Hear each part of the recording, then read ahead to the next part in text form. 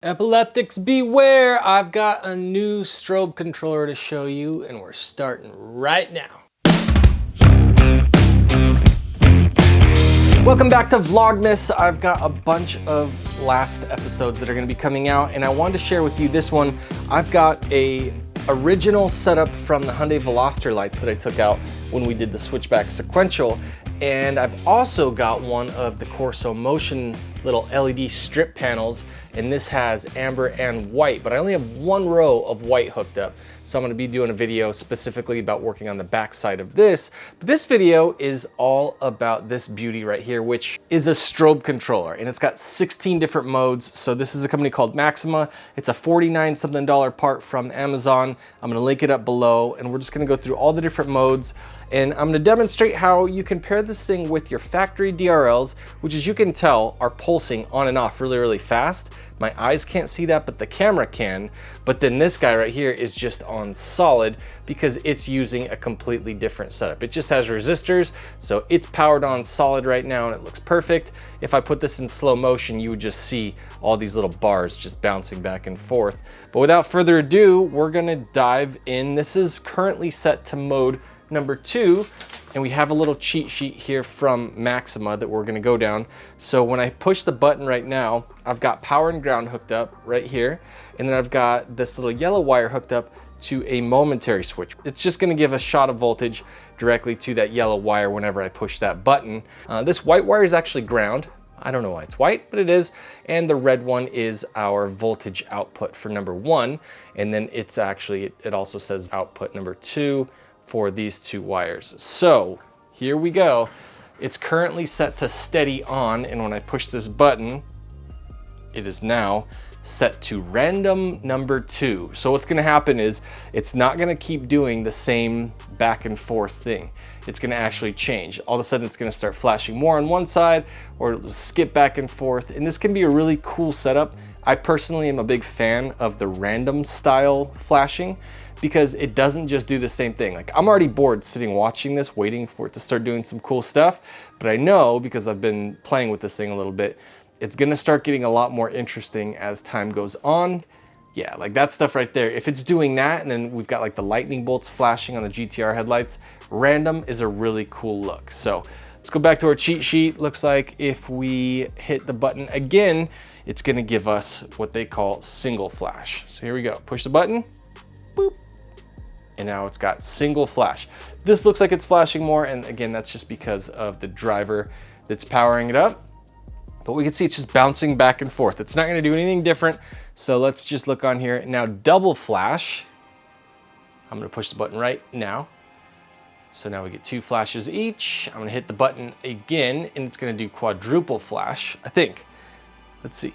Yeah, it went from double flash to quad flash. And then now it's gonna do 5 flashes, quintuple flash. So I'm gonna push the button right now. Now it's flashing 5 times. And then number 8, it's called mega flash. That's what they call mega flash. Now we know.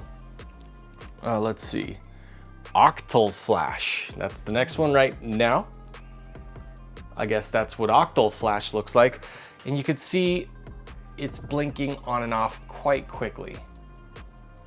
You can even hear it. All right, now after octal, we've got phased mega. Ooh, this is phased mega, just so you know. Actually looks pretty dope. And we're gonna go down to decablast. So this should be 10 flashes, extremely fast. You really can't see much. This almost just looks like it's bouncing back and forth. All right, and now we're gonna get warble. I think warble sounds amazing. This is warble. Warble looks good. After warble, we've got double flash. Okay. So it says, oh, now it's gonna do both flashing at the same time. So instead of it bouncing back and forth left and right side, it's just flashing at the same time. Push it again, and now we are getting quintuple flash. So flashes 5 times, both at the same time.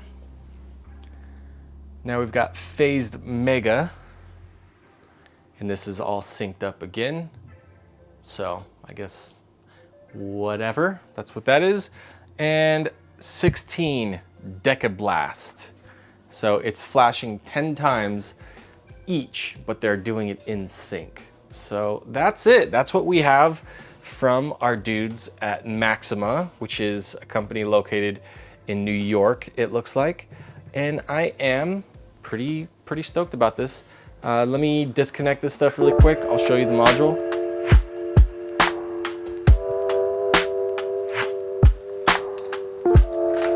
All right, so here is our little unit. And again, like I said, totally potted on the back side, so you could just mount this thing wherever you want. It's not gonna give you any issues with any sort of weatherproofing, anything like that. The only thing that you're gonna wanna make sure that you do is probably use some sort of like a marine heat shrink. So I've got different kinds of heat shrink, different sizes. And this stuff right here it's not weatherproof, it's really thin. This is just for when I'm working with like ghost wires.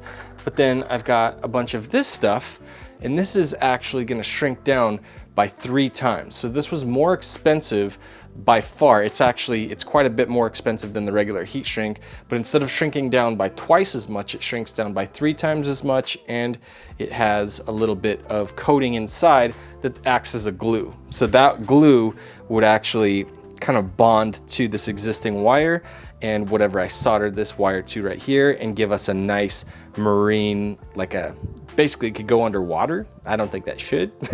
Probably don't put it underwater, but I guess you could. Anyway, that's a great way that you can set something like this up. Another little bit of advice is the kind of controller that you're gonna want to use with this, like a remote control. Let me show you a couple options. Now here's one of the options. This is the Enzo USA. This is like a heavier duty. This is if you've got light bars and you've got that thing hooked up and you want everything to be super beefy. You can use that. The remote control looks pretty good.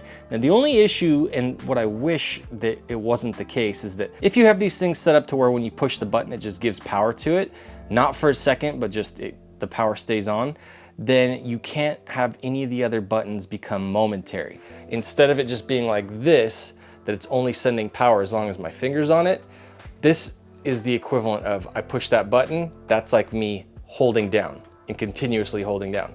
And then when I push the button for a second time, that would be like me releasing it.